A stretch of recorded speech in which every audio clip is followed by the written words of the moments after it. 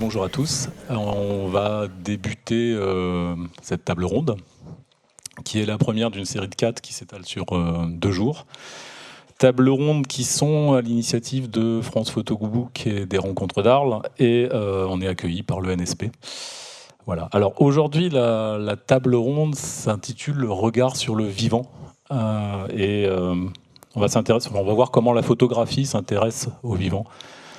Comment elle le questionne et comment peut-être elle le dépasse. La photographie ne peut pas ignorer ce qui agite les sociétés humaines. Bien évidemment, il y a la photographie documentaire qui est la première concernée, mais on ne peut pas se limiter à ce propos de la photographie documentaire, puisque notre époque est marquée par des crises de plus en plus graves, de plus en plus fortes, qu'elles soient climatiques, migratoires, enfin toutes ces choses-là.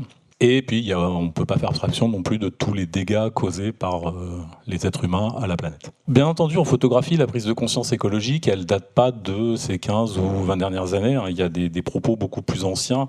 On peut citer William Henry Jackson, dont le travail photographique a posé les bases qui ont servi à la création du parc de Yellowstone aux États-Unis en 1872, où on peut penser aussi aux travaux de Robert Adams et son New West dans les années 74, où il s'intéressait à l'étalement urbain et à l'impact de cet étalement urbain sur ce qu'on va appeler le vivant. Beaucoup plus récemment, on a des ouvrages qui sont parus. Il y a La marche de l'océan aux éditions d'une rive à l'autre. Pardon. Donc le photographe, c'est Felipe Fittipaldi, et il y a un texte scientifique de Marie-Hélène Ruiz cet ouvrage évoque la destruction d'une ville brésilienne qui est rongée peu à peu par la montée des eaux océaniques. On peut aussi penser au livre Paradise. C'est un travail de Maxime Richet paru chez André Frère, qui évoque les conséquences des méga-feux qui ont traversé les États-Unis. Et puis on peut aussi penser aux ouvrages plus scientifiques, notamment à celui de Daniel Méo, qui est universitaire et qui a écrit Photographie et Anthropocène. C'est paru chez Filigrane. Alors, c'est un aperçu très bref de ce qui se fait dans la production éditoriale actuelle. C'est un sujet qui est très très présent et dont on va discuter avec nos invités. Alors je vais vous les présenter. Je vais commencer par Mathieu Gafsou. Mathieu, parce qu'il partira avant la fin. Mathieu Gafsou, vous êtes suisse, vous vivez et travaillez à Lausanne. En 2009, vous avez reçu le prix de la fondation HSBC pour la photographie. En 2018, vous avez monté l'exposition H+, qui a été présentée ici à Arles et qui a ensuite fait le tour du monde. Et en 2022, vous avez mené le projet Vivant, qui a été présenté in extenso au musée de Pully ainsi qu'à Paris Photo, où vous avez obtenu le prix de la Maison Ruinart. C'est ça. Ensuite, nous avons Lynn Bomer-Loken et sa traductrice, qui vient nous présenter 2 travaux. Alors Lynn Bomer vit et travaille à Oslo. Elle est diplômée de l'Université de cinéma et de photographie de Göteborg. Elle travaille principalement avec la photographie et s'intéresse à différentes thématiques, et notamment à la thématique de comment nous interagissons, vivons avec les lieux, à travers l'architecture, les personnages. Elle se concentre sur une approche beaucoup plus phénoménologique de la photographie, en explorant les aspects de la vision. Elle a exposé dans différents endroits en Europe, en Norvège, mais aussi en Allemagne. Et elle est aussi la fondatrice des éditions Multipresse. Ensuite, nous avons Sandrine Knud, qui viendra nous parler de son ouvrage Dans la gueule du ciel, paru aux éditions Leitmotiv. Donc Sandrine, elle est poétesse ambulante, ça a son importance, photographe, elle a exercé d'autres métiers, et depuis 2006, elle voyage à travers le monde. Alors l'Écosse, les Pays-Bas, la Norvège, le Groenland, la Corrèze, la Lozère, les Pyrénées. Elle dort en haut des montagnes en hiver, enfin elle fait plein de choses. Les hautes latitudes l'attirent, et chaque départ est motivé par un questionnement en rapport avec le lieu, le sauvage.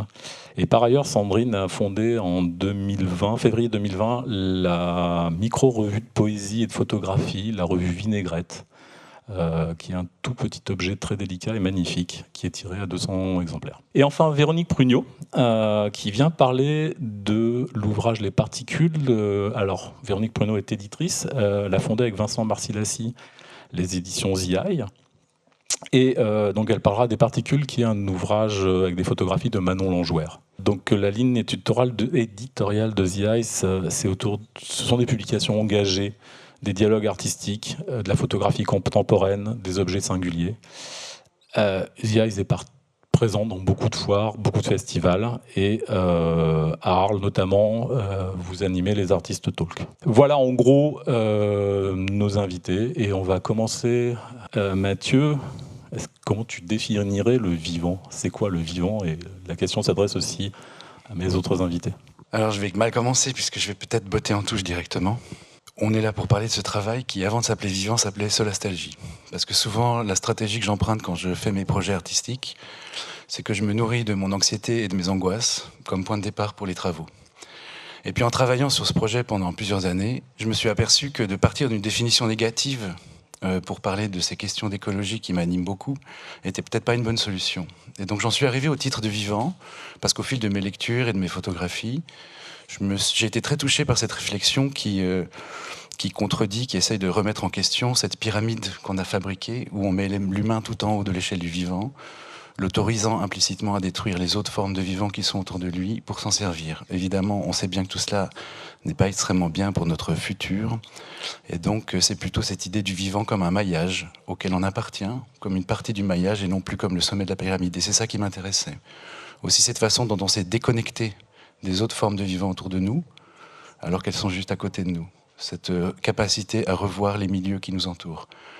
Donc, c'est important pour moi d'utiliser ce mot vivant, plutôt que le mot nature, par exemple, qui est très problématique. On oppose toujours nature et culture dans une dialectique qui me semble problématique et gênante aussi.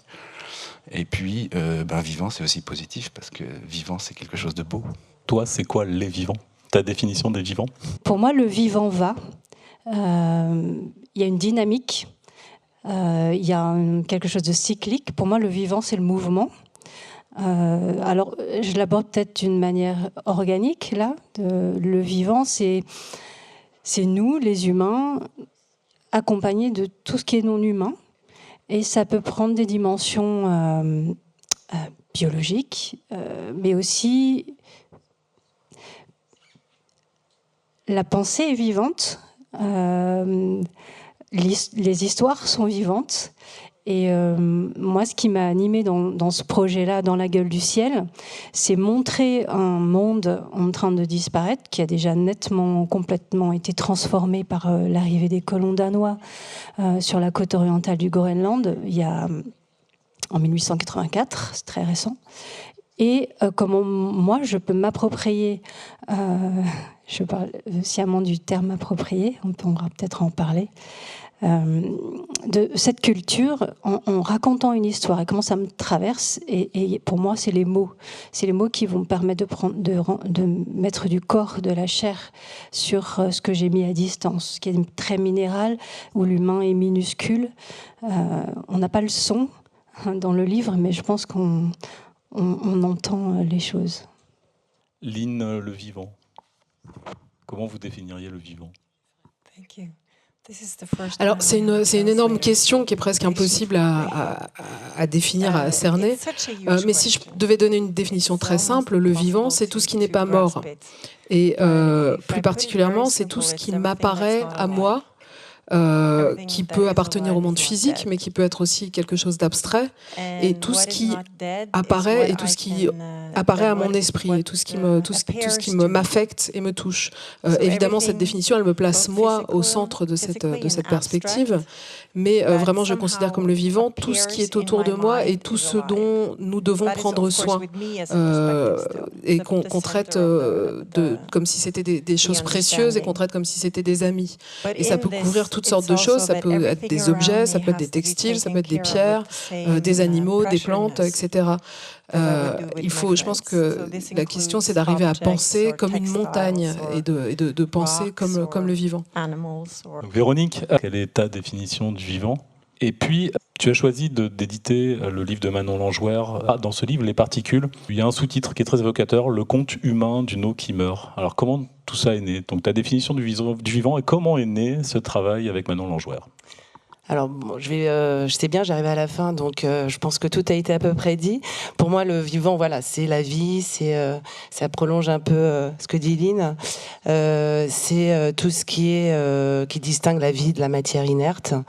Et dans le cas des particules réalisées par Manon Langouer, on parle du plancton. Le plancton, c'est un organisme vivant qui dérivent dans les eaux marines et salées et qui jouent un rôle fondamental dans l'écosystème aquatique, mais aussi pour la vie sur Terre. Il faut savoir que 90% de l'oxygène sur Terre est produite par les planctons. C'est vraiment le poumon de la Terre. C'est toutes les forêts réunies. Donc ça, c'est un exemple de vivre. Alors comment pour répondre à la suite de ta question alors c'est vrai que moi j'ai une position un peu spéciale, je ne suis pas l'artiste, je suis l'éditrice, donc c'est pas forcément, je suis pas, c'est pas mes sujets. Manon, c'est une artiste, on en parlera plus tard sur le militantisme, mais Manon, aujourd'hui, elle se définit comme une artiste militante sur ces questions de pollution plastique dans l'océan. Peut-être tu peux expliquer le projet de Manon ? Alors rapidement, oui. Voilà, le projet de Manon, donc le plancton. Je viens de vous définir le plancton. Depuis toute petite, Manon est obsédée par le plastique et par ces questions de pollution. Très petite, ses parents l'ont vraiment concernée sur l'alimentation, sur les saisons, voilà. Donc elle a tout de suite, c'est quelqu'un qui a toujours été imprégné en tout cas de ces questions-là. Et avec ce projet est né grâce en fait à la résidence Tara, qui est une géolette qui fait des expéditions scientifiques et qui invite des artistes à bord du bateau pour faire des travaux scientifiques, avec les scientifiques. Et dans ce cadre-là, elle a pu étudier les microparticules plastiques qu'on retrouve dans les océans ou sur les fonds de mer et qui se déposent sur ces planctons. Je suis Manon Langouer, je suis artiste visuelle de 28 ans. Je travaille majoritairement avec la photographie, l'installation et un peu la sculpture. Et je suis actuellement en résidence à bord du Tara au large du Brésil pour la mission Microbiome.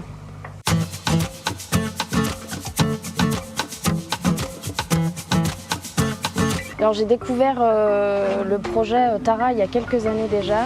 Cette année, j'ai décidé de postuler et de proposer un projet qui va s'intituler Les particules, le conte humain d'une eau qui meurt. Et c'est un projet sur la pollution plastique des océans.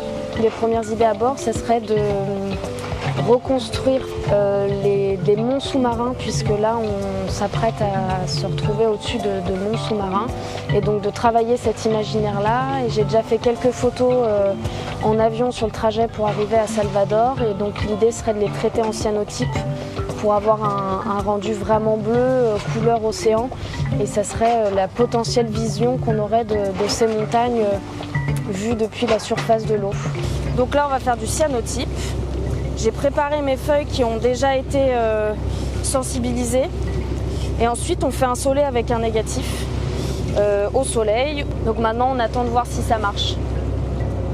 La feuille devrait commencer à devenir bleue.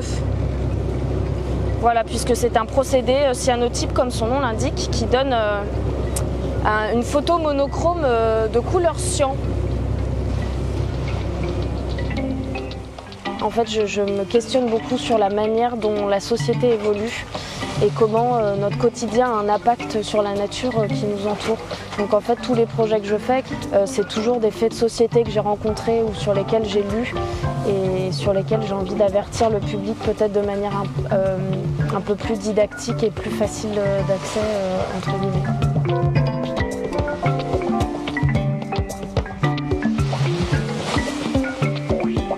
Ces planctons, il y a plusieurs sortes de planctons, en gros il y en a 4, et elle s'est vraiment focalisée sur les zooplanctons et les phytoplanctons. Ce sont les phytoplanctons qui sont les végétaux qui vont créer la photosynthèse pour produire de l'oxygène.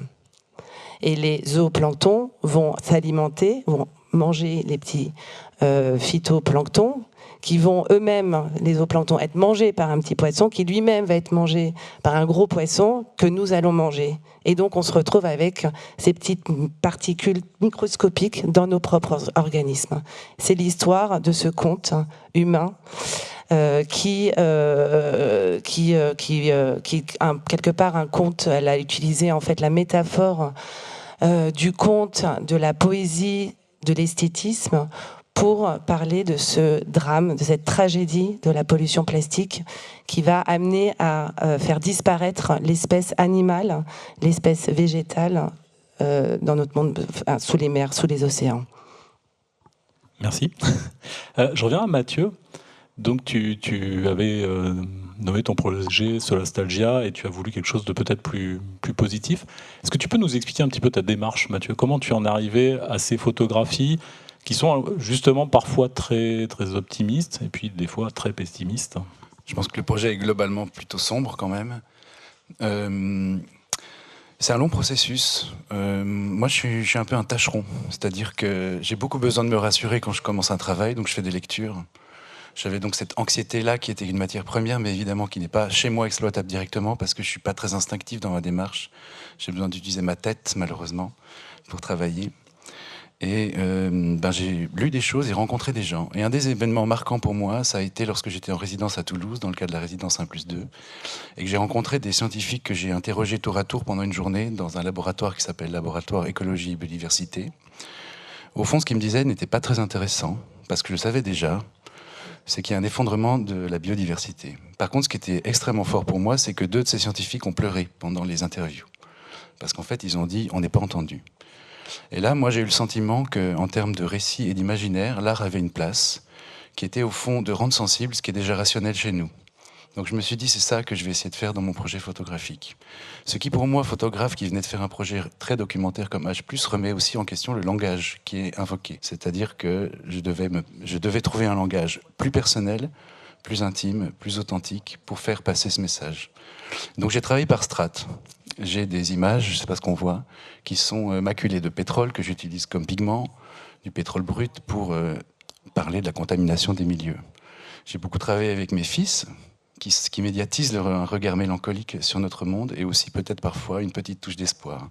J'ai travaillé autour de la notion de colère qui m'habite. Et je superpose ces strates dans un travail qui est assez hétérogène, formellement, qui pour moi témoigne aussi de la complexité à lire le monde, la complexité à avoir un discours univoque à propos de ces questions qui sont quasiment insolubles et qui, j'espère, crée une forme poétique qui peut toucher un petit peu et sensibiliser, enfin sensibiliser peut-être pas un bon mot, qui peut toucher à propos de ces questions. Et voilà. Lynn, vous êtes, tu es allé photographier les glaciers du parc du Jotunheimen. C'est un massif montagneux au nord-ouest de la Norvège qui, comme tous les massifs montagneux et glaciaires, subit les impacts du réchauffement climatique et donc il est en train de fondre. Et donc quelle est la proposition que tu nous fais avec tes photographies? Est-ce que c'est juste documentaire ou documenter cette fonte donc, ou plutôt essayer d'immerger le spectateur dans un glacier au sein de ces rocs nus? Est-ce que c'est une plongée dans le chaos? Pourquoi à un moment on passe du noir et blanc à la couleur? Ce projet, c'était la première fois que je faisais un projet que je démarrais sans aucune intention de départ. Donc, j'étais pas partie avec l'idée dans ce voyage de documenter quoi que ce soit. L'idée, c'était de tester, de partir toute seule dans cette montagne et de tester mes limites et de voir jusqu'où j'arrivais à grimper en n'ayant pas de corde d'escalade avec moi. Et donc, c'était difficile parce que j'étais toute seule, j'avais pas de Wi-Fi, j'avais pas de personne avec moi pour me secourir en cas de problème. La météo est très variable. Si un rocher est stable, il est recouvert de petits champignons, de petites mousses, et à ce moment-là, s'il pleut dessus, ça devient glissant. Mais si un rocher n'a pas de petites mousses, ça veut dire qu'il n'est pas stable et qu'il risque de s'écrouler quand on monte dessus. Donc il y avait tout un tas de difficultés comme ça.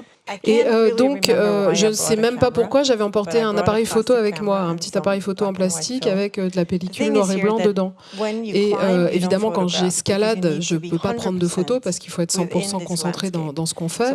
Mais quand je faisais des pauses, quand je m'arrêtais pour dormir au bord du glacier, dans ces moments-là, je prenais des photos. Il faut savoir que la photo en noir et blanc, en Norvège, c'est quelque chose qu'on évite de faire parce que c'est très associé à l'identité nationale, la traduction. Donc la question des photos en noir et blanc, c'est que ça fait vraiment partie des représentations qui sont très habituelles de la Norvège. Les montagnes font vraiment partie de notre patrimoine.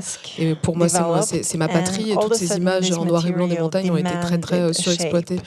Et donc, j'ai fait toutes ces photos. Donc, après mon voyage, je les ai fait développer. Elles sont restées pendant un certain temps sur mon bureau, comme ça, devant moi. Et je me suis dit à un moment qu'il fallait que je leur donne une forme, qu'elles réclamaient qu'on leur donne une forme. Et je me suis dit, bon, je vais prendre soin de ces photos, je vais m'en occuper, comme si vraiment elles réclamaient d'être amenées à la vie, et que moi, je prenais la décision de les accompagner et de prendre soin d'elles. Ça paraît un peu bizarre comme perception, mais c'était vraiment l'impression que j'avais. Et donc j'ai vraiment l'impression que ces photos que j'ai faites, c'est des photos qui sont à la base sans point de vue finalement, et qui sont comme ça, qui n'ont pas de point de vue intrinsèque, mais qui prennent vie, qui sont activées dès le moment où on les regarde. Et moi je propose un point de vue qui est existentiel. Mais en tout cas, c'est vraiment à la personne qui les regarde, au regardant, de proposer sa propre lecture et de proposer ce que signifie pour lui ou elle le passage du noir et blanc à la couleur. On va se déplacer quelques centaines de kilomètres plus à l'ouest de la Norvège pour aller au Groenland, Sandrine. Alors Sandrine, tu es partie toi au Groenland où tu as réalisé ce travail dans la gueule du ciel. Tu as développé un projet autour des Inuits qui vivent dans un espace qui n'est pas sans rappeler celui de l'Inn. Alors, est-ce que tu peux déjà nous parler de ce projet? Et puis finalement, en quoi, dans ton projet, l'être humain, peu à peu, est pris à son propre piège de la destruction, de la déshérence? Je ne sais pas si l'humain est pris à son propre piège. Comment ce projet est arrivé dans mon processus de création? Depuis l'enfance, je lis, je me documente, je regarde tout ce qui sort sur tout ce qui concerne le cercle arctique. Je suis allée en Russie, je suis allée en Alaska, j'ai marché aussi en Norvège dans le Hardanger. Je connais bien cette instabilité de la roche, qui est quelque chose qui, quand on est montagnard, est très perturbant. C'est l'instabilité globale, c'est l'inquiétude de Mathieu qu'on retrouve là. Et je ne savais pas ce que j'allais trouver au Groenland, bien sûr. Je sais que c'est un roc de granit qui est habité sur son pourtour par quelques humains qu'on appelle des Inuits. Je pouvais pas aller là-bas par l'entremise d'un tour opérateur. Ça me semblait impossible. Il fallait que j'entre par une petite porte. Je sentais de loin une dissonance. C'est-à-dire, je lisais toute cette littérature dont on est très très chargé en France. On a une longue histoire avec les pôles. On a eu Charcot, Paul-Émile Victor, et encore avant Dumont-D'Urville pour l'Antarctique. Enfin bref. Donc tout ça, ça nourrit un imaginaire, mais en fait, quand on arrive là-bas, ça n'a rien à voir. Les gens ne sont plus du tout chasseurs de phoques sur des kayaks en peau de phoque, pas du tout, du tout. Ils sont habillés comme nous. Ils vont au supermarché se nourrir de junk food parce qu'il n'y a que ça. Et c'est un gros choc. Il y a une déshérence qui est insupportable. En fait, je savais ça parce que je suivais un photographe qui s'appelle Pier Giorgio Casotti, un Italien, qui a travaillé plusieurs années, qui continue d'aller travailler avec la jeunesse inuite, qui est frappée plein fouet par le désespoir et l'ennui, et qui se suicide ou qui fait des tentatives de suicide. Donc voilà. Et lui organisait des workshops, et j'ai rejoint un petit groupe de photographes pour essayer de développer un langage visuel et quelque chose qui pourrait raconter, former un ensemble. Et très vite, les images se sont imposées sous la forme verticale. Alors c'est peut-être un peu symbolique, mais la verticalité, c'est la station debout, c'est comment on fait pour résister à tout ce qui peut nous frapper de plein fouet, c'est un peu ça. L'humain contemporain, moderne, enfin, qui a développé le monde occidental dans lequel on vit, a effacé. Alors Baptiste Morisot parle d'une crise de la sensibilité, mais c'est la construction du monde de la consommation et des automatismes et de la rationalisation de tout, de l'explication de tout, nous a complètement coupé comme tout le monde l'a dit, de ce qui pouvait nous faire qu'on est part et qu'on fonde des alliances avec le non-humain. On n'est plus du tout là-dedans et c'est une très très grave crise qui nous détruit. Alors là, oui, mais c'est le monde de la machine. C'est pas le monde. Il y a encore des petits groupes humains qui sont en harmonie, qui sont peut-être bien cachés. Il y en a encore. Il faudrait essayer de se rapprocher de ça. Alors les artistes sont un peu ces petits groupes humains un peu cachés. Ou pas, parce qu'à partir du moment où on commence à se rapprocher d'eux, justement, peut-être qu'on est porteur de ça aussi, de cette destruction. Oui, alors c'est vrai qu'à partir du moment où on met l'éclairage sur ces petits peuples, il y a quelque chose qui se transforme forcément. Une question qui s'adresse à Sandrine, Lynn et aussi à Mathieu. Dans vos 3 ouvrages, la montagne apparaît, alors de manière plus ou moins différente, immersive chez Lynn, montagne des Inuits, et puis tu as des paysages de montagne, Mathieu. Est-ce que vous pensez tous les 3 que la montagne, finalement, ou ces espaces glaciaires, montagneux, etc., c'est un vrai révélateur de cette destruction du vivant? Est-ce que c'est j'allais dire, oui, c'est l'exemple parfait? Bon, moi j'habite en Suisse, donc la montagne fait aussi partie de l'identité culturelle du pays. Et on est donc attaché affectivement à la montagne pour différentes raisons. Et notre relation à ces milieux-là est peut-être pas exactement la même que celle des touristes qui viennent de l'étranger expérimenter ce territoire. Et puis on a cette espèce de bagage. Et en fait, ce qui est intéressant, c'est qu'en Suisse, la montagne, elle est du coup très symptôme. Elle est un symptôme extrêmement manifeste des transformations qui se jouent aujourd'hui. C'est peut-être pas la question du vivant spécifiquement, puisqu'en fait, la montagne, elle est inanimée. Globalement, en tout cas les glaciers, c'est pas là où il y a le plus de vivants. Il y en a un petit peu, mais c'est pas principal. C'est surtout, enfin moi, ce qui m'intéresse aussi à travers ces glaciers, c'est la disparition de quelque chose. Il y a une espèce de mélancolie très forte chez les gens en Suisse à propos de ça. Et on y va. Les gens mettent des lignes chaque année, et puis on voit qu'il y a 100 mètres, 200 mètres chaque année. Puis on voit les années. Il y a quelque chose d'une forme de grande nostalgie autour de ces glaciers. Donc il y a ça qui est important. Et puis après, il se passe des choses. Il y a des accidents. J'ai fait une photo de mon projet. C'était en février. J'étais à 3500 mètres d'altitude et il faisait tellement chaud que la neige fondait. Et donc elle est miroitante. Donc évidemment, vous ne savez pas dans la photo que je l'ai faite en hiver, mais cette montagne qui miroite, pour moi à ce moment-là, c'était évidemment un signe très fort du réchauffement. Donc ce projet que j'ai fait, Vivant, il n'a pas de lieu défini. Je l'ai fait là où j'étais, quand j'y étais. Je n'ai jamais fait un voyage spécifique pour ce projet, mais si j'avais une exposition à l'étranger, je faisais des photos pour ce projet. Donc la plupart des photos, puisque j'habite en Suisse, sont faites en Suisse. Et la montagne était un territoire privilégié pour faire ce projet. Mais je ne me suis pas focalisé en particulier sur la montagne comme un sujet, j'y étais, et donc j'ai fait des images. Oui, le mot que je cherchais, c'est emblématique, en fait. Est-ce que les territoires montagneux glaciaires sont emblématiques de cette destruction ? Lynn ? Les montagnes, de toute façon, ont toujours représenté quelque chose pour nous, ont toujours eu cette charge de représentation. C'est un lieu qui est à la fois fascinant et tentant, et un lieu qui est chargé de danger, un endroit qu'on ne peut pas maîtriser, qui est hors de notre contrôle. Le problème, c'est que les montagnes, aujourd'hui, sont commercialisées, deviennent des lieux commercialisés. En Norvège, par exemple, tout le monde a envie de revenir à la nature, tout le monde a envie d'avoir une relation plus authentique à la nature, et ça fait qu'il y a beaucoup de gens qui, d'un seul coup, qui arrivent tous en même temps dans le même endroit, et que ça a des effets, ça détruit la vie. Il y a des tonnes de gens qui passent sur le même sentier, des gens qui soulèvent des pierres sous lesquelles il y a des toutes petites formes de vie qui existent, et cette habitude qu'ont pris les gens en Norvège et ailleurs dans le monde de faire des empilements de pierres comme ça, et ça fait des gros dégâts dans le système vivant. Évidemment, il y a le problème plus gros lié au fait que tous ces glaciers, en fait, le permafrost, c'est ça qui permet aux montagnes de tenir et qui tient les rochers, les roches soudées entre elles, et que quand ça va fondre, tout risque de se déliter, et ça c'est un vrai danger aussi si on ne réagit pas. Pendant longtemps, la montagne, c'est vraiment, dans plein de peuples, la montagne c'est le lieu des esprits.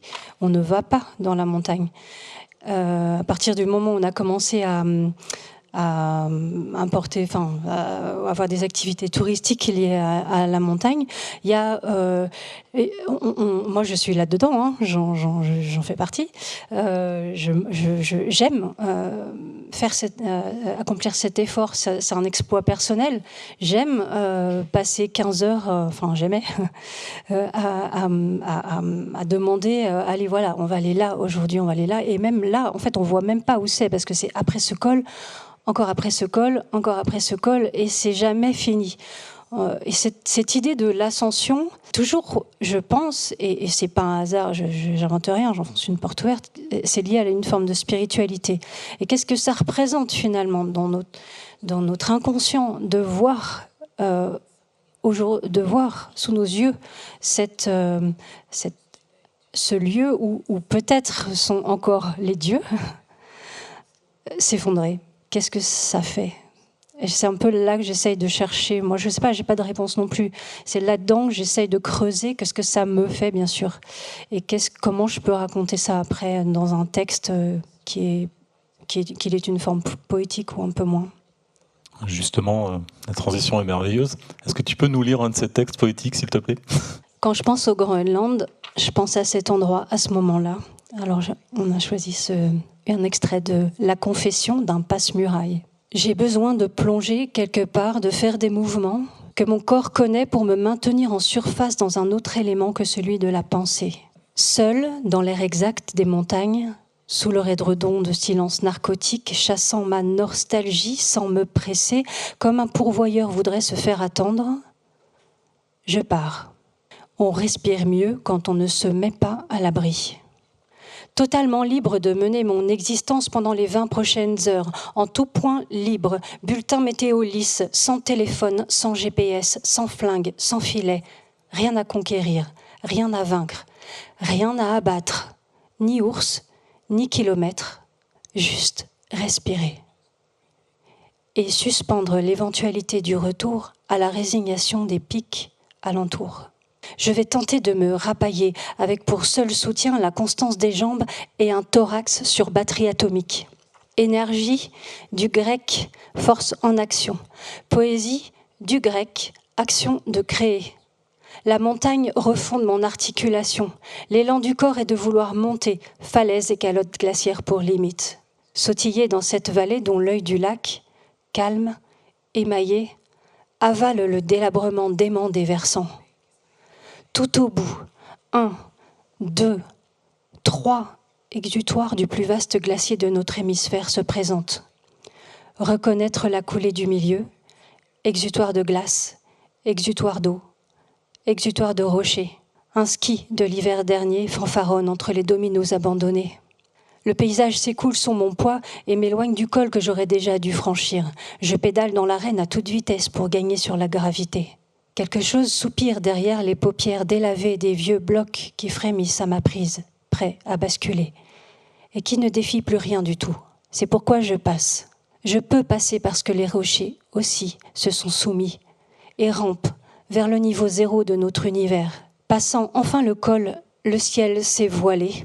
On pourrait croire que si le vent se levait, il ferait ondoyer les écharpes de neige dans un relâchement d'adieu aux falaises, vers le lac, qui se jette dans le lac, qui se jette dans le lac, lentement chaloupé entre les rochers de la taille d'une maison.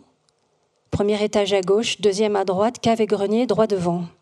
Le glacier en suspens émerge à peine d'un bleu qui pâlit sans s'assombrir. Il crache partout une eau si claire qu'on y plonge le pied, faute de l'avoir vu. Penser grand, marcher petit. Je répète, sans voix, haute à moi seule. Et c'est comme piloter à distance que mes cellules récupèrent les morceaux d'un tout intransportable, à l'arrêt, enfin, en altitude. Avant de chuter vers l'autre face de l'île, sur ce balcon reculé du monde, en réparation, lui aussi. Je pense qu'on peut l'applaudir.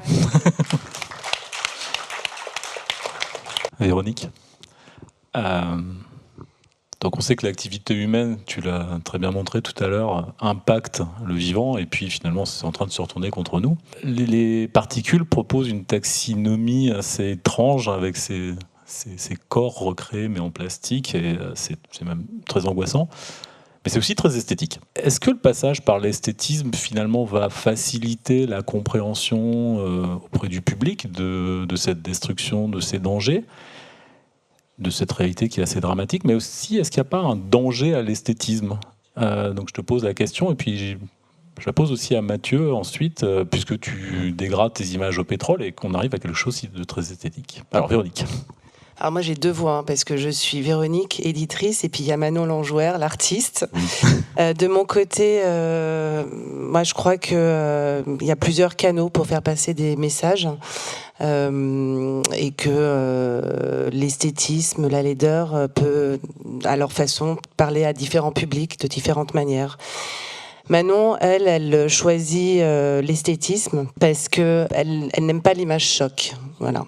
Elle trouve que ça fait appel à trop d'immédiateté, ça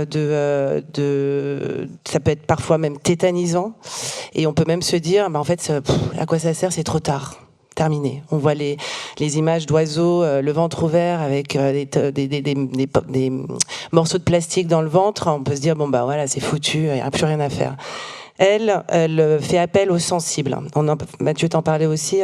Elle fait appel aux sensibles à travers cette esthétique, à travers le beau. Elle a utilisé elle fait référence aux herbiers de Anna Atkins, et elle utilise ce cyanotype qui rappelle le bleu de la mer. Et en dessous, on voit en légende le nom latin, et puis en dessous la matière plastique qu'elle a utilisée pour recomposer ces planctons. Et le livre, si vous ne l'avez pas vu, se présente comme une sorte d'herbier avec des cahiers détachables et perforés. Et donc c'est pour elle une manière de faire appel aussi à l'imaginaire, de pouvoir aussi permettre aux regardeurs juste de s'imprégner, de s'avancer, de pas être tout de suite dans l'immédiat, de comprendre mais qu'est-ce que c'est joli, et puis d'un seul coup on imagine tiens oui c'est une matière plastique, et qu'est-ce que c'est, à des touillettes de café.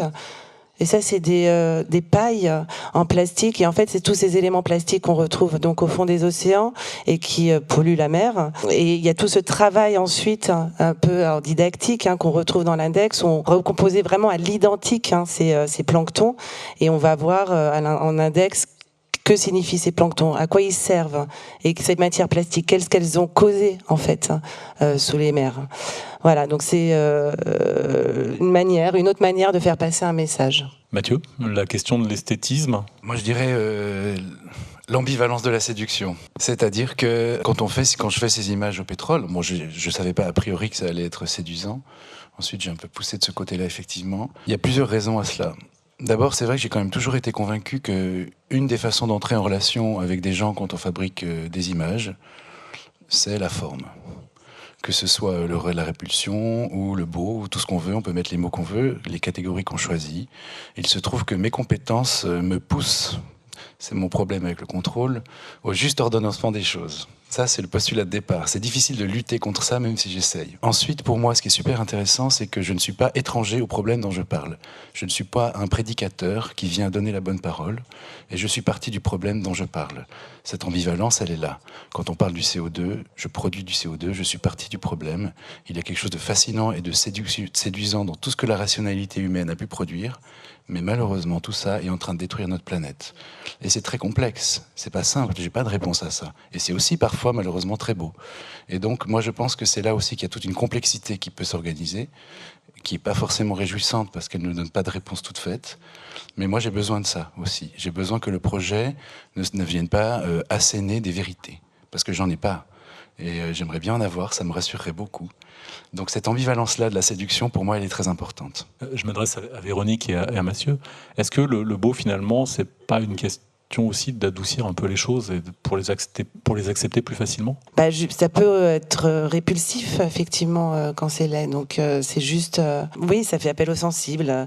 Je pense à d'autres travaux sur... nous, on a édité, par exemple... Pardon, je change juste un tout petit peu de sujet pour donner un exemple, mais on a fait les femmes sur les féminicides avec Camille Kirby. Voilà, le livre Faire face, par exemple, au lieu d'avoir des images chocs de femmes tuées ou violentées avec des bleus sur le visage, en fait, on voit juste des objets du quotidien qui ont servi en fait à tuer ces femmes. Donc c'est un objet du quotidien sur un fond bleu. À côté, le nom des femmes qui sont mortes par cet objet du quotidien, un fer à repasser, un sac plastique, un ampli.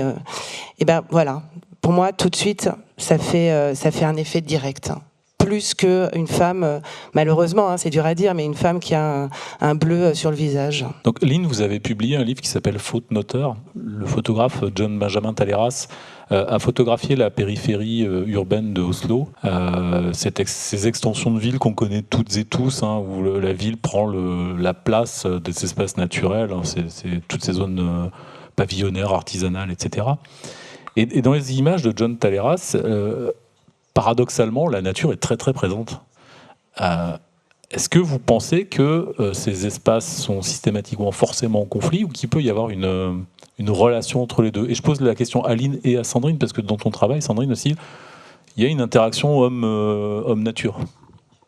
Le problème principal sur ce projet, c'est de réfléchir à la manière dont les corps humains sont expulsés du périmètre de la ville et comment, avec toutes ces nouvelles zones périphériques qui sont construites, avec tous les immeubles des entreprises, les immeubles, les constructions privées, à chaque fois l'objectif, on construit pour tenir à distance, pour empêcher les corps humains de passer et pour les tenir à distance. On construit des bancs sur lesquels des personnes sans logis ne peuvent pas s'allonger pour dormir. Il s'agit de contrôler les corps humains et de les maintenir à distance. Et de même, la nature, finalement, ici, elle illustre un peu ce qu'on fait aussi au corps humain, c'est-à-dire que la nature qui subsiste autour des vieux bâtiments, qui est là à l'état organique, dès qu'on reconstruit et qu'on restructure, on replante des plantes qui vont être très organisées, très structurées. Et donc les corps sont incapables d'évoluer de manière organique et la nature, elle non plus, n'a plus le droit d'évoluer, de se faufiler, de s'entrelacer avec les choses de manière organique. Même si aujourd'hui on voit quand même apparaître des nouvelles manières de faire, des nouvelles approches vis-à-vis des végétaux. On essaye de planter des arbres, de plus en plus d'arbres, des jardins sur des toits. Voilà. Donc on voit quand même des changements sur le rapport entre la ville et la nature que je trouve plutôt positif. Mathieu ? Moi, je voulais réagir à ce mot de nature qu'on utilise beaucoup. Parce que moi, quand je vois ces photographies, je vois que de la culture, en tout cas par rapport au code qu'on produit, où le vivant est réduit à sa fonction ornementale, et donc n'est pas vraiment du vivant. Et ça fait longtemps, moi je ne suis pas interocien ni universitaire, mais depuis Philippe Descola que le dualisme nature-culture est critiqué. Et je repense à cette phrase qu'on a beaucoup vue dans des ZAD, que Alain Damasio a repris dans Les Furtifs notamment, qui dit « Nous sommes la nature qui se défend », qui réinclut l'humain dans le mot « nature ». Et en fait, moi je pense qu'un des vrais problèmes, c'est qu'on s'exclut de la nature. Et que une des vrais questionnements épistémologiques aujourd'hui, c'est aussi ça. C'est-à-dire comment est-ce qu'on fait, quelle stratégie on met en œuvre pour réappartenir à nos milieux. Et c'est pour ça que j'aime bien le mot de milieu, parce qu'en fait, il y a des endroits, des milieux dans lesquels on évolue, et on doit se réintégrer d'une certaine façon là-dedans, avec des autres formes de vivants et non-vivants aussi. Voilà, j'avais envie de réagir à ça. Merci. Oui, c'est très intéressant. Alors moi, j'ai mis en place depuis l'année dernière une aventure qui n'est pas très très sportive, mais qui est vraiment qui soulève cette problématique. Alors j'ai pas encore vraiment écrit dessus, donc c'est comme si j'avais pas vraiment réfléchi dessus parce que je suis plus instinctive. Je fais les choses, je sais pas trop pourquoi, et après je vais voir pourquoi. Et en fait, c'était le premier hiver, c'était l'hiver janvier-février 2023. J'ai fait le tour du mont Lozère en dormant sans tente, sans feu, en plein hiver, donc dans le sens inverse des aiguilles d'une montre. C'est le sens de l'évolution de la Terre dans le cosmos. Voilà. Et cet hiver, j'ai fait la même chose autour de chez moi. Donc dans un cercle de 600 mètres, donc vraiment très près de chez moi. J'ai dormi dehors. Je vous dis un secret, un peu chez des gens parfois. Mais pour dire que alors c'est une toute petite ville de 8000 habitants, avec une partie encore sauvage, entre guillemets, et une partie urbanisée qui s'étend, comme partout. Et là, dans cette partie urbanisée qui s'étend, ça passe. Genre, on peut trouver des corridors de vie. Je les ai cherchés, je les ai trouvés. Et là où dans la ville tout est minéral, tout est construit, les seuls endroits qui soient habitables sont les endroits qui sont pris par les gens, les sans-abri. Et ça va être un grand parking où il y a des franges végétales. Et là, ils peuvent se glisser. Ils sont là. L'organique, le milieu, il y a une dynamique. Et moi, je m'intéresse aussi beaucoup aux plantes. Avant, j'étais architecte paysagiste et encore avant, jardinière. Donc voilà, je m'intéresse encore beaucoup aux plantes. Et les plantes émergent partout. Elles sont partout. Et celle-là, elle est comestible. Celle-là, on peut s'en servir pour faire de la corde. Enfin... Je veux dire, le vivant, il est partout. Et tu disais qu'on s'écarte du vivant, mais il y a un manque de connaissances. Ça prend du temps, mais pour moi, c'est important de nommer les choses. Pour moi, c'est important de savoir comment s'appelle cette plante, comment elle vit, comment on dit en latin, parce qu'on peut communiquer avec les autres dans une autre langue. On peut dire, voilà... le nom de la plante, voilà, on parle la même chose, c'est la même image qui apparaît dans la tête de la personne quand on la nomme. Et... voilà, je suis partie sur une autre piste, mais c'est vraiment ces histoires de différence entre nature, milieu et même notre porosité à ces milieux, elle est vraiment, c'est ça qu'il faut chercher. Alors, ça fait peur, on me dit tout le temps, mais t'as pas peur? Oui, si, bien sûr, j'ai peur. J'ai tout le temps peur. Mais c'est la peur qui me motive. Et c'est ça qui me donne envie d'aller encore plus loin et de m'approcher plutôt que de fuir et de m'écarter. Voilà. Mais je crois que c'est ce qui relie aussi vos 4 travaux, c'est ou le travail que tu publies, Véronique, c'est la peur. C'est-à-dire que c'est Solastalgia au départ, et puis on dépasse cette peur. Et justement, je vais m'adresser à Véronique, mais je voudrais bien l'avis des 3 autres aussi. On fait ce distinguo entre le vivant humain et le vivant non humain. Mais ce vivant non humain, il nous préexiste, et puis il existera après nous, très certainement. Enfin, il suffit de prendre l'exemple de l'arbre, voilà. Nous, c'est 80 ans, un chêne, c'est 500. Véronique, est-ce qu'on n'a pas une vision un peu trop anthropocentrée de tout ça? Est-ce que finalement, on ne devrait pas se détacher de cette vision qui est très humaine? Tu veux dire? Je veux dire qu'on regarde ça par un prisme uniquement humain, assez souvent, et qu'on oublie que le vivant, c'est pas les humains, en fait. Enfin, c'est pas que les humains, et c'est surtout pas beaucoup les humains. On n'est pas grand-chose, finalement. On regarde des millions d'arbres, de milliards d'arbres, de tous les autres êtres vivants, et en fait on pense à nous beaucoup, mais pas trop au reste. C'est plus clair? Alors je sais pas, peut-être que quelqu'un peut répondre. Moi alors moi je ne suis pas, c'est pas non plus, voilà, je ne suis pas dans ces sujets très experte, mais en tout cas dans la question, pour moi, je sais pas. En même temps, on a le regard de l'humain puisqu'on parle de travaux humains.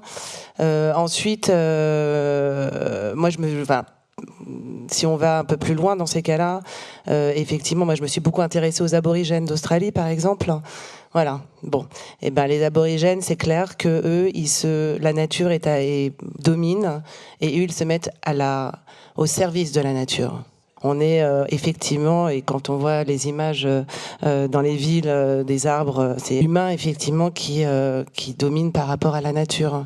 Pour moi, les aborigènes est un excellent exemple du respect de la nature et de ce qui a été pendant des centaines, énormément de siècles.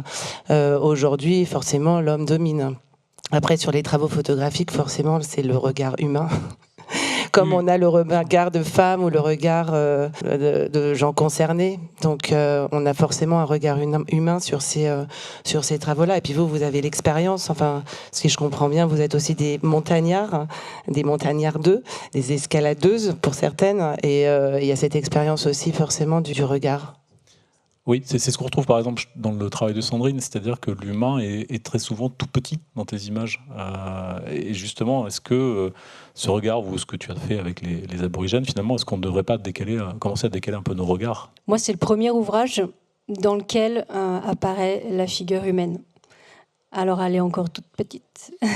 C'est compliqué aussi quand même, parce que le monde il existe parce que je le vois. Hein. Si je disparais, pour moi le monde il n'existe plus. Donc cette vision anthropocentrée, c'est quand même aussi un postulat de départ. Et donc on peut essayer de la penser différemment, mais on n'y échappe quand même pas. Je pense pas qu'on puisse y échapper. C'est quand même donc je sais pas si c'est la question au fond. Enfin, moi j'ai l'impression qu'on n'échappe pas complètement à cette question-là. Ça veut pas dire qu'on peut pas changer notre façon d'interagir avec des regards différents. C'est peut-être ça la question, c'est-à-dire on peut pas y échapper, et tu l'as très bien dit Véronique, comment est-ce qu'on peut le penser autrement ? Bon, tu citais Baptiste Morisot tout à l'heure, c'est beaucoup, je pense, que l'expérience physique et sensible du monde en fait. Et je pense que c'est vraiment un des trucs qui marche très bien, c'est de l'ordre de l'impensé d'une certaine façon, c'est de l'ordre de la pratique, de la façon d'être au monde. Et c'est de la transmission. Je pense aussi effectivement connaître différemment. Il y a souvent Descartes qui est cité dans les bouquins d'écologie, cette phrase qui dit « Nous devons devenir maîtres et possesseurs de la nature ». C'est venir casser en fait cette relation-là ou la changer, etc. Évidemment, oui. Mais je pense qu'on ne peut être que humain, qu'on n'a pas d'autres possibilités. Donc la question s'arrête à ça. Mais je pense que si on arrivait à regarder les choses du monde vivant comme des sujets plutôt que comme des objets, ce serait déjà un bon point de départ. Moi, personnellement, ce qui me fait le plus peur, c'est que on ne peut pas regretter quelque chose qu'on n'a jamais connu. Or, la plupart des gens, nous, dans ce panel, on n'est pas très typique de la majorité de la population. On a la possibilité de s'immerger dans le monde du vivant, mais il y a beaucoup de gens, la majorité des gens grandissent sans avoir la moindre notion, la moindre perception de toutes ces questions-là. Donc, comment est-ce que ça pourrait leur venir à l'idée de protéger le monde du vivant ? Vas-y Véronique, oui. Tu disais tout à l'heure justement que c'était important de nommer les plantes pour savoir, pour connaître, pour se parler, pour comprendre le même langage. Et je trouve que ça, c'est vraiment c'est un peu notre rôle en fait. Enfin, en tout cas, nous, c'est comme ça qu'on le considère en tant qu'éditeur.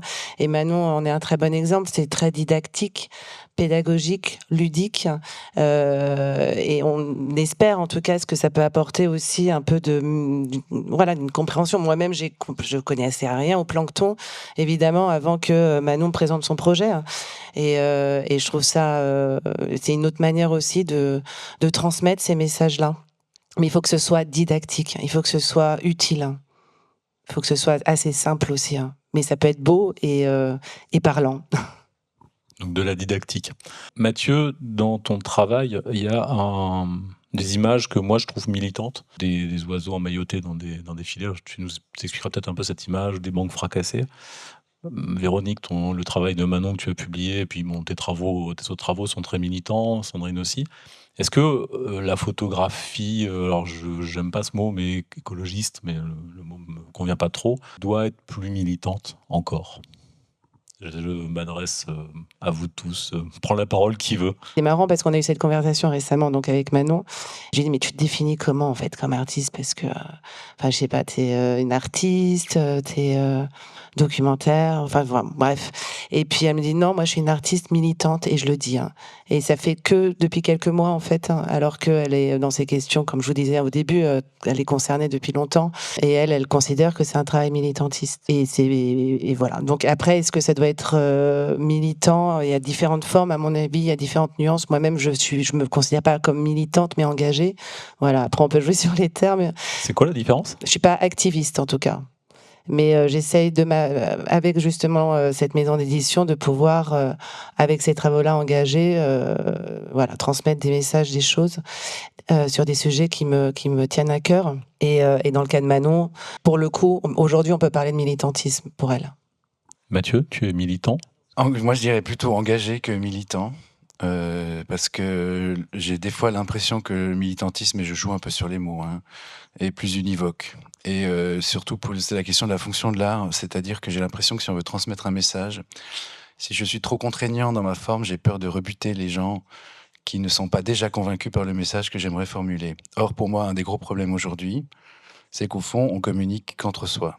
C'est-à-dire qu'on n'arrive plus à faire passer le message aux personnes auxquelles on aimerait vraiment parler.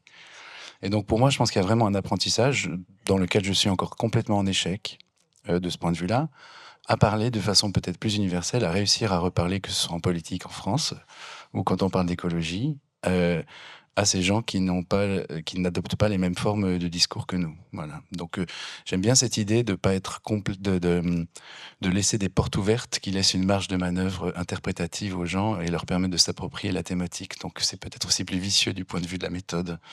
Oui, moi engagée clairement, militante, je sais pas, mais finalement, aujourd'hui, là, enfin avant dimanche, je pense que oui. En fait, toute ma vie, finalement, trace un chemin dans une certaine direction. Le militant, il cherche aussi à convaincre, il a la vérité, il détient la vérité. Je ne sais pas si j'ai la vérité, mais c'est vrai que là, je m'y accroche à mon chemin et je vais le défendre, quoi qu'il arrive.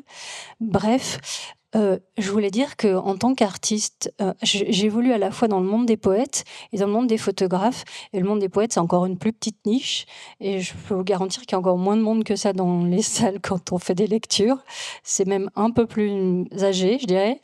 Bref, c'est difficile, mais on a la chance d'avoir des systèmes qui nous permettent de rentrer en résidence ou de faire des actions auprès de publics qui n'ont pas accès à la poésie, notamment. Enfin, moi, c'est plutôt au niveau de la poésie. Ça m'est arrivé qu'une fois encore de faire un atelier avec une classe autour de la photographie. C'était une super expérience. On a fabriqué un livre. On est allé jusqu'à la fin, jusqu'au bout. On s'est promené, on a écrit, on a photographié, on a fabriqué un livre. Et là, il se passe des choses. Ok, c'est le cadre scolaire. On autorise les enfants à un peu s'amuser encore. Mais on ne sait pas ce que ça va donner, on ne sait pas qui va recevoir ce qu'on a apporté et comment ça va infuser en eux et qu'est-ce que ça va donner comme adulte après. Mais c'est très important, on a encore la chance de pouvoir exister à ce niveau-là, quoi. Éline, engagement, militantisme? Oui, c'est difficile, je pense, pour moi de me considérer comme militante. Je pense que l'art n'est pas obligé de faire quelque chose, de produire un effet. Et je pense que souvent, la photo essaye de faire trop de choses. Moi, en tant qu'être humain, en tant que penseuse, en tant que participante au monde, j'essaye de faire le plus de choses possible, mais je pense que l'art devrait être libéré de toute obligation. Oui, je pense que la photographie, elle est très vivante et qu'elle a une vie qui lui est propre et qu'on ferait mieux la laisser tranquille et la laisser vivre sa vie tranquillement. Je pense qu'il faut admettre qu'on est pris dans un système capitaliste et qu'il y a quelque chose d'un peu hypocrite de croire que le monde de l'art serait extérieur à ce capitalisme et que si on n'était pas dans ce système-là, on ne serait pas tous réunis ici, on n'aurait pas tous pris l'avion pour venir discuter de ça, on ne serait pas en train de fabriquer et de commercialiser des livres. Je pense que tant qu'on n'aura pas réorganisé la manière dont on vit et dont on travaille, notamment en travaillant de manière plus locale, c'est pas grave. Enfin, ce qu'on fera à travers notre photo n'a pas tellement d'importance et que les choses qui ont un vrai impact, elles se font ailleurs. Pour rebondir sur ce que vient de dire Lynn, est-ce que vous pensez toutes les trois, qu'il y a quand même des solutions ou pas? C'est la plus dure pour la fin. Non, non, plus sérieusement, est-ce que l'art pourrait être une solution possible? En tout cas, je pense qu'on est tous là pour dire oui, en fait.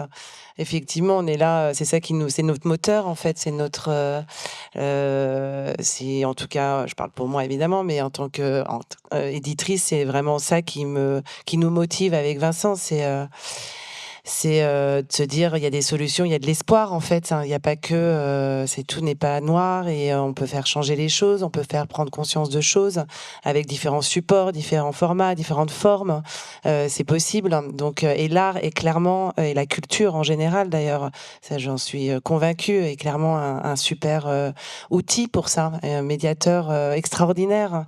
Voilà, donc oui. On ne sait rien s'il y a des solutions. Je ne sais pas si j'agis parce que je sens qu'il y a une solution ou que je vais trouver une solution. J'agis parce que c'est comme, je sais pas, comme la fleur qui s'ouvre avec le soleil. Je peux pas faire autre chose. Je peux pas faire autrement. Il y a un poète qui s'appelle Thierry Metz qui a dit la poésie, c'est être la voix qui s'intercale entre l'eau et la feuille. Moi, j'ai envie d'être cette voix. J'ai envie d'être juste là, entre l'eau et la feuille. Je sais pas ce que ça veut dire. Je sais pas ce que ça vous dit. Mais moi, ça me parle. Ça me fait. Je suis la petite cellule qui s'agite là. Je suis bien dans cette idée-là. Lynn, quelque chose à rajouter pour conclure? Oui, je suis désolée, j'ai été un petit peu brutale dans ma dernière intervention, mais évidemment, j'aime l'art et je suis vraiment convaincue que l'art, c'est peut-être le seul endroit qui nous est disponible où on peut apporter des nouvelles perspectives, on peut voir les choses de manière différente. Mais je pense aussi personnellement qu'il faut un peu laisser l'art vivre sa vie de son côté, plutôt que de le forcer à parler de certaines choses. Et je pense que, en tout cas, l'espoir, je pense qu'il y a de l'espoir, mais je pense que c'est très important de comprendre que nous faisons partie d'un système et que ce système est problématique et doit être transformé. Toujours pas de questions? Ah, une question. On vous écoute. Je disais, dans la société actuelle, à beaucoup d'endroits, des gens se demandent quelle est leur part de responsabilité dans la situation, notamment sur la question de l'écologie qu'on vient d'aborder. Ma question est simple. Est-ce qu'il y a chez les artistes, photographes, poètes ou autres, un lieu collectif où cette responsabilité est débattue, elle est mise en question? Est-ce qu'il y a un lieu où on pourrait par exemple poser la question aux artistes, quelle est votre part de responsabilité dans la situation actuelle? Moi, personnellement, j'en sais rien du tout. Vraiment, je ne sais pas. Je ne sais pas non plus... moi, enfin, je ne sais pas, c'est la personne qui se sent responsable. Moi, dès que je me sens responsable, j'agis. Je cherche à changer un réflexe, une attitude, ou alors si je sais pourquoi je ne le fais pas. Je sais pourquoi je dois prendre l'avion pour aller à tel endroit et pas y aller à pied. Je l'ai fait d'aller à pied à un salon du livre, mais bon, ça m'a coûté beaucoup. Voilà, mais voilà, c'est ça. Enfin, le lieu, il est là, en fait. Je ne sais pas. Le collectif, je ne sais pas, en fait. Oui, je pense que ça se place vraiment au niveau de l'individu, plutôt que, enfin voilà, derrière chaque artiste, il y a un individu et encore une fois, j'ai l'impression de faire le porte-parole de Manon. Elle, par exemple, elle y a été progressivement en tant qu'individu à complètement supprimer le plastique chez elle. C'est pas évident. Hein. Si j'essaie, ça met du temps. Ça met du temps, elle a mis beaucoup d'années pour tout supprimer, mais elle y est arrivée et aujourd'hui elle arrive à vivre comme ça. Donc ça, c'est son engagement, enfin voilà, c'est en tant qu'individu et évidemment après, parce qu'elle est complètement, bon, pour le coup militante à travers ses projets. Après moi, voilà, en tant qu'individu, il y a d'autres. C'est à chacun en fait de prendre cette responsabilité-là et de se dire effectivement, est-ce que je vais prendre l'avion ou même nous en tant qu'éditeur, le livre, hein, c'est quand même un problème, hein, c'est une vraie question. Ça c'est clair, hein. Sur le papier et tout, avec France Photobook, on y réfléchit, il n'y a pas encore vraiment beaucoup de solutions sur les impressions, les photographes, enfin bref, toutes ces questions-là, en fait, c'est surtout sur ces questions-là qu'on essaye d'avancer ensemble, hein, plutôt que voilà, c'est sur les échanges de la technique, du process, et c'est très lent, malheureusement. Oui, je crois que je pense que quand on est des artistes, on n'est pas différent de qui que ce soit et on est affecté par les choses individuellement exactement de la même manière. Je pense qu'on est tous, on subit tous cette espèce de dissonance cognitive qui fait qu'on sait qu'il y a toute cette urgence climatique, mais que c'est très douloureux d'effectuer des changements. Moi-même, j'ai tendance à me féliciter de mes bonnes pratiques en matière de consommation. Mais c'est peut-être juste parce que j'ai pas beaucoup d'argent et que si j'en avais plus, j'achèterais plus de choses. J'ai conscience que c'est très difficile de réduire nos pratiques, de réduire le niveau de notre confort et de notre consommation, alors que ça devrait être tout simple. En Norvège, par exemple, on sait que si on revenait au même niveau de consommation qu'on avait dans les années 1990, on résoudrait beaucoup de problèmes au niveau environnemental. Et dans les années 90, moi, je sortais du lycée, j'avais pas l'impression de manquer de quoi que ce soit. Donc toutes ces choses-là, on les sait, et je pense que ça tient à la nature de l'être humain de vivre dans le moment présent. Il faut qu'on apprenne à penser à l'avenir et à inclure cette période future dans notre manière de penser, de pas juste penser à avoir chaud et à être confortable maintenant, mais à penser à ce qui va se passer un petit peu plus tard. Mais bon, c'est quelque chose qui demande de l'entraînement. On s'entraîne à le faire et c'est quelque chose qui se passe au niveau individuel mais que nous devons faire tous ensemble. Ce sera le mot de la fin. Tous ensemble. Merci au public d'être venu. Juste avant que vous nous quittiez, il y a aussi un cycle de discussion au collège Saint-Charles, là où il y a une partie de la Book Fair, l'autre partie de la Book Fair.